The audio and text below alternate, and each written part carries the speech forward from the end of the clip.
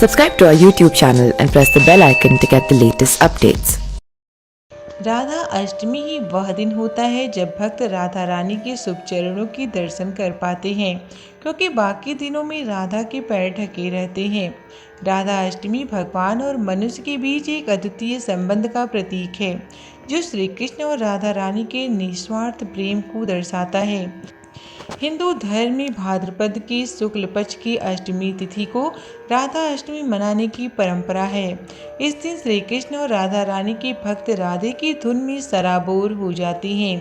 राधा अष्टमी वह दिन होता है जब भक्त राधा रानी के शुभ चरणों का दर्शन कर पाते हैं। आइए आज आपको बताते हैं कि राधा रानी कौन है और श्री कृष्ण के वृंदावन से जाने के बाद उनका क्या हुआ। राधा का जन्म भाद्र शुक्ल अष्टमी तिथि को बरसाने में हुआ था। इस दिन को राधा अष्टमी के नाम से मनाया जाता है। कुछ लोग मानते हैं कि राधा एक भाव है जो कृष्ण के मार्ग पर चलने से प्राप्त होता है। हिंदू धर्म में वे श्री कृष्ण की प्रेमिका और संगिनी के रूप में चित्रित हैं। पद्म पुराण में इन्हें वृषभानु राजा की पुत्री और माँ लक्ष्मी का अवतार बताया गया है। कृष्ण के वृंदावन छोड़ने के बाद राधा का वर्णन बहुत कम मिलता है। पौराणिक कथाओं के अनुसार श्री कृष्ण जब राधा से आखिरी बार मिले तो उन्होंने कृष्ण से कहा था कि वो हमेशा उनके मन में रहेंगे। इसके बाद कृष्ण ने मथुरा जाकर कंस और बाकी राक्षसों का वध किया और प्रजा की रक्षा के लिए द्वारका में ही बस गए।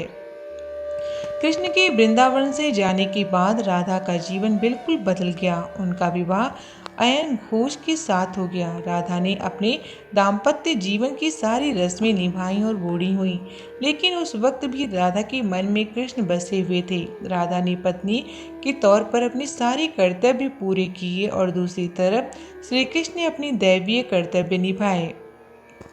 राधा जब श्री कृष्ण से आखिरी बार मिलने पहुंची तो उन्हें पता चला कृष्ण का विवाह रुक्मिणी और सत्यभामा से हो गया है। उनका मन बहुत दुखी हुआ, लेकिन राधा को देखकर श्री कृष्ण बहुत प्रसन्न हुए। राधा को कान्हा की नगरी द्वारिका में कोई नहीं पहचानता था, इसीलिए राधा के अनुरोध पर कृष्ण ने उन्हें महल में एक देविका के रूप में नियुक्त कर दिया। राधा महल के कार्य देखती थी और मौका मिलते ही कृष्ण के दर्शन कर लेती थी, लेकिन राधा को महल में श्री कृष्ण के साथ आध्यात्मिक जुड़ाव महसूस नहीं हुआ, इसीलिए वो महल छोड़कर चली गई। धीरे धीरे समय बीता और राधा बिल्कुल अकेली और कमजोर हो गई। उस वक्त उन्हें श्री कृष्ण की जरूरत महसूस हुई। आखिरी समय में श्री कृष्ण उनके सामने आए। कृष्ण ने राधा को कुछ मांगने के लिए कहा, लेकिन राधा ने मना कर दिया। कृष्ण के पुनः अनुरोध करने पर राधा ने बांसुरी बजाने का आग्रह किया। श्री कृष्ण ने बांसुरी ली और बेहद सुरीली धुन में बजाने लगे। बांसुरी की धुन सुनते सुनते राधा ने अपने शरीर का त्याग कर दिया। कृष्ण जानते थे कि उनका प्रेम अमर है, बावजूद वे राधा की मृत्यु को बर्दाश्त नहीं कर सके। कृष्ण ने प्रेम में प्रतीकात्मक अंत के रूप में बांसुरी तोड़कर फेंक दी। कहते हैं कि इसके बाद श्री कृष्ण ने जीवन भर बांसुरी नहीं बजाई। Subscribe to our YouTube channel and press the bell icon to get the latest updates.